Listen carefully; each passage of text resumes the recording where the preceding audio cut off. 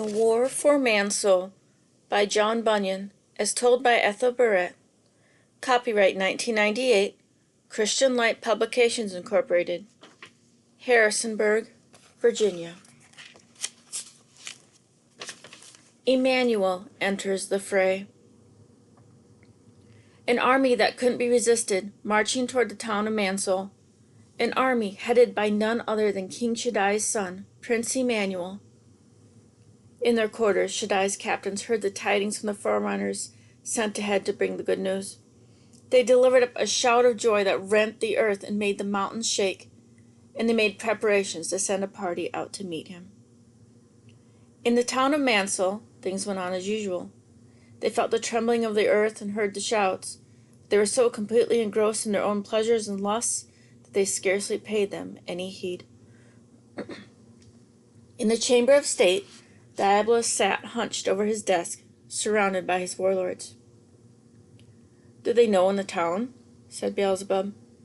"They are not concerned," said Diabolus. "They are woefully besotted now and completely indifferent, thanks to our strategy." "And you?" said Apollyon. "I have felt the weight of Emmanuel's hand already," said Diabolus glumly. "I know better than to be indifferent." He rose heavily and went over to one of the large windows, wiped away some cobwebs, and strained his eyes to see across the plains. Legion brought over some field glasses, and they all followed and huddled there by the windows, watching. What an army! First, the noble Captain Faith. His were the red colors, and his standard-bearer was Mr. Promise. On his shield was the Holy Lamb with the golden shield. Next came the famous Captain Goodhope.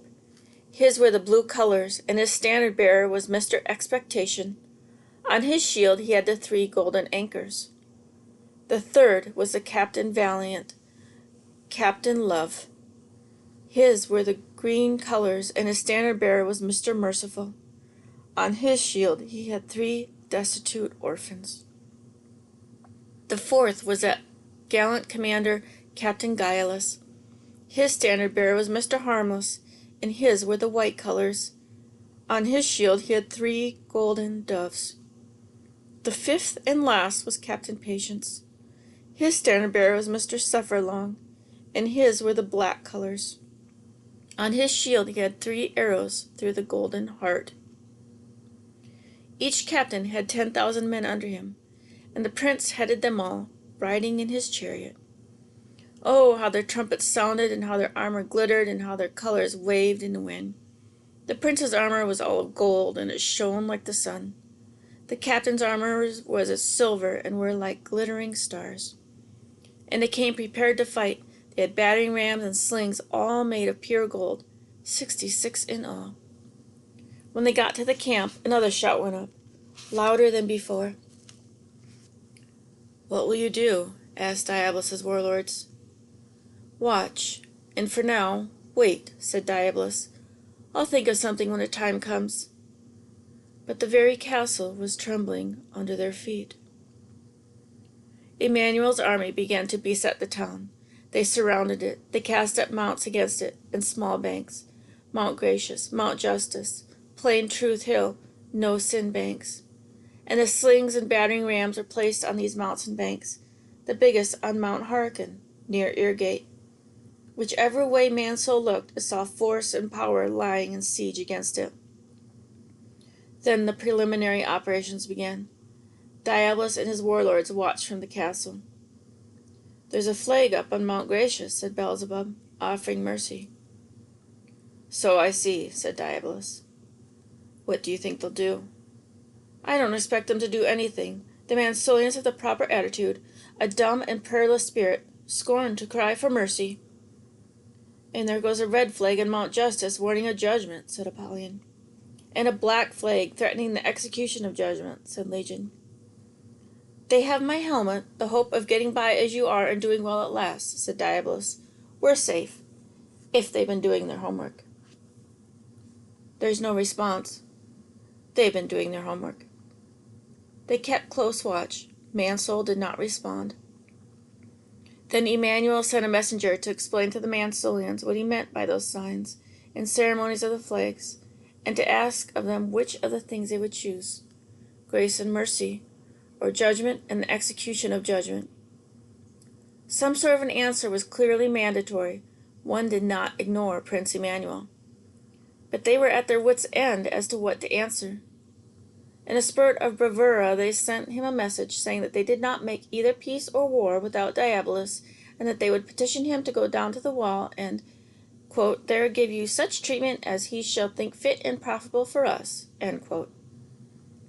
They were too far gone to realize what a pathetic picture they made, or how monstrous their airs were.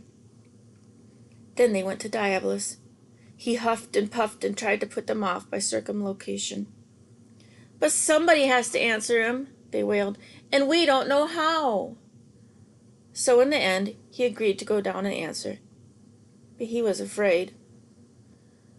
I'll go down to the gates and give him such an answer as I think fit, he said. And he went down to Mouthgate and addressed himself to Emmanuel, but in his own language, so the town would not witness his humiliation. O great Emmanuel, Lord of all, he said, I know you, that you are the son of the great Shaddai. But why have you come here to torment me, to cast me out of my possession? This town of Mansoul, as you very well know, is mine. Mine by right of conquest. I won it. Mine by their say-so. They opened their gates to me. They sworn fidelity to me and have openly chosen me to be their king. They have also given their castle over to me. Yes, they've chosen me. He crouched and cringed as he stood before Emmanuel, but he went on. Moreover, they have disavowed you. Yes, they've cast your law, your name, your seal, and all that is yours behind their backs. Ask your captains. Ask them. They'll tell you what Mansoul's answers to all the summons have been. Loyalty to me and scorn to you. His voice became whining now. Now you are the just and holy one and should do no wrong. In the name of all that's just and holy, go away and leave me in peace. Emmanuel had waited through this twaddle. When it was quite finished, the Golden Prince stood up. Mansoul, yours by conquest, he said. Oh no, yours by fraud, by lies, by deceit. You perverted the intent and purpose of my father's law. You overcame Mansoul by promising them happiness in their transactions against my father's law, since you knew from your own experience that that was the way to undo them. Then you defaced my father's seal in Mansoul and set up your own. And then you stirred them up against my father's captains and made them fight against those who were sent to deliver them from their bondage. Diabolus looked nervously back toward the town. I am not finished, said Emmanuel. Diabolus braced himself to stay. Mansoul is mine, Emmanuel went on. Mine by inheritance from my father. My father built Mansoul with his own hands. The palace that is in the midst of that town he built for his own delight, and I am my father's heir and the only delight of his heart. His it was, and he gave it to me. Mansoul is my desire and the joy of my heart. Diabolus was getting visibly uncomfortable. And Mansoul is mine by right of purchase, said Emmanuel. I have bought it. Mansoul trespassed against my father, and my father had said that in the day that they broke his law, they would die. Now it is more possible for heaven and earth to pass away than for my father to break his word. Wherefore, when Mansoul listened to you and broke that law, I became security to my father, for I would die for Mansoul's sin, and my father accepted the security. So when the time appointed was come, I bore Mansoul's sin in my own body on the cross. And for Mansoul's sin, I laid down my life. On the third day, my father raised me from the dead. The transaction was completed. Nor did I do this by halves. My father's law and justice are both now satisfied and very well content that Mansoul should be delivered. But I have no more to say to you. I have a word for Mansoul. Not if I can help it, muttered Diabolus, and he slithered through the gate, back into town and began to issue frantic orders. Oh, Mansoul, I am touched with compassion for you, Emmanuel called out. You have opened your gates to Diabolus, but have shut them fast against me.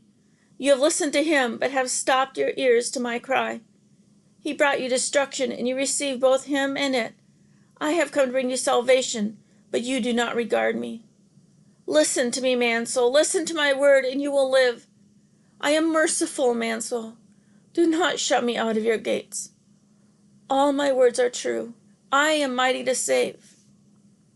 But the gates were locked and bolted, and nobody heard him.